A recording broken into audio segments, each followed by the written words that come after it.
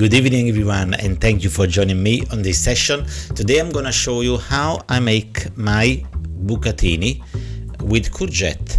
Very easy dish to make, extremely simple ingredient to use, and I'm gonna share a little tips on how else you can use and you can eat long shaped pasta like spaghetti, linguine and any other type. For this recipe I have snapped the pasta, which is very common things that we do in the south of Italy. Sometimes it's frowned upon among the region, but hey, everything that comes from my hand, it is Italian food. So let's go. We start first with the onions. With the click of a finger, it's gonna be chopped. There we go. Next thing is two courgette. Same again, click the finger. There we go, slice in half. Now, pan on the fire. Don't forget to turn it on and put some olive oil in it. We'll use this pan to cook the courgette. So we're gonna start first with oil, then we'll add, when the oil is warm, we'll add a sprig of rosemary, which gives a very particular earthy flavor. I love rosemary in the pasta. It's very common in Liguria region. I used to work over there in Sanremo in a good restaurant. Then I worked in Bordighera, a Michelin star restaurant, and it's very good rosemary in the pasta. So we do add onions now, the chopped onions that we chopped with the click of a finger. We let it become soft, not that much golden, but you still want it soften. Then when that's done, we add the courgette like so, and we'll stir them or saute, whichever way you prefer to call it. You just have to turn them over to cook them like so. Il saute, in Italian saltare. Cover them up and let it cook.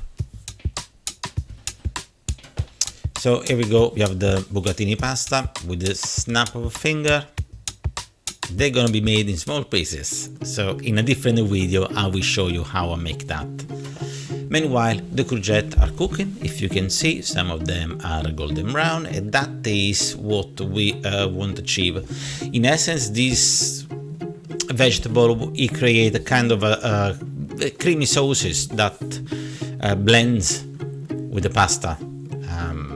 You can use other type of pasta too, you can use with penne or fusilli, but that is how my home, that's how we do them. We do them like so, and I want to share with you. So we put the courgette on the side, on the low burner, and we'll start to cook and prepare for the pasta. Now, it's my habit to use a liter of water and put the salt in it, approx 8-9 grams. Bear in mind that it takes longer for the water to boil. Okay, so while the water is boiling, we give a little bit of care to the courgette. As you can see, we add some salt, we add a bit of black pepper, and then we'll stir fry them. Put them the cover. I let it stay for a little bit. Water is boiling. Add the spaghetti, the bucatini. Add them in.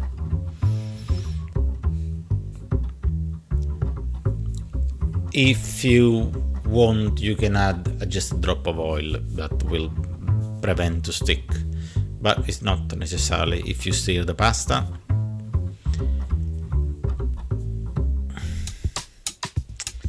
I speed up and cut things here, so at the moment it's cooked, but usually read the instruction behind the packet of pasta.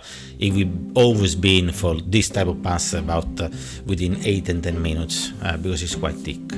Okay, I drain off the water and I save some cooking water for the pasta. Okay, this is good because if I need add the liquid to finish the dish, I have the water from the pasta, which contains starch and help in gluing everything together.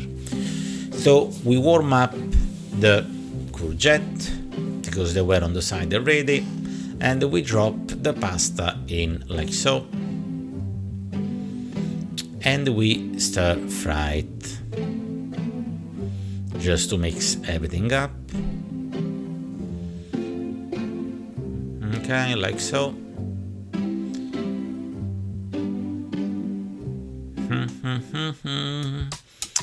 Help yourself with a spoon if you're not able to do that, but I guess after a while of practicing and dropping few them on the floor or on the kitchen, you should become proficient on saute or stir fried, whichever way you prefer to call it.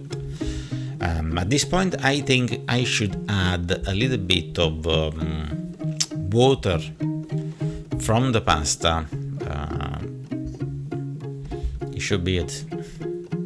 Yeah, add a little bit of water just to continue to give some moisture, and stir fry it. Of course, I did speed up and cut the bits and pieces, but after a couple of minutes of doing so, it should be ready. Finish them up with a bit of olive oil just to give a bit of shininess and close the flavor.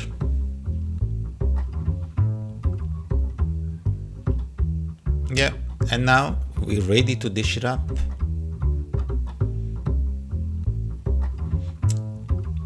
With the spoon, help yourself, and start to dish it up like so. With the amount of the ingredient here is enough to make a dish for abundant for 2 people, or you can share for 3. You can add another space on the table. As you can see here, it's an abundant, very abundant. That will do me. And finish it up with a bit of grana padano. I like the cheese on top of it, and a crush of black pepper. It gives a bit of a aroma, kicking aroma, and again just a tiny bit of olive oil in it, like so. Yes, we do use olive oil everywhere in Italy. That's why we look so young and glamorous. There you go, there you have it, and I'll thank you for watching, thank you for staying. Please stay one more moment, and please don't forget to like and subscribe if you like this comment. Here is the ingredient card, so thank you for watching and have a good day. Goodbye.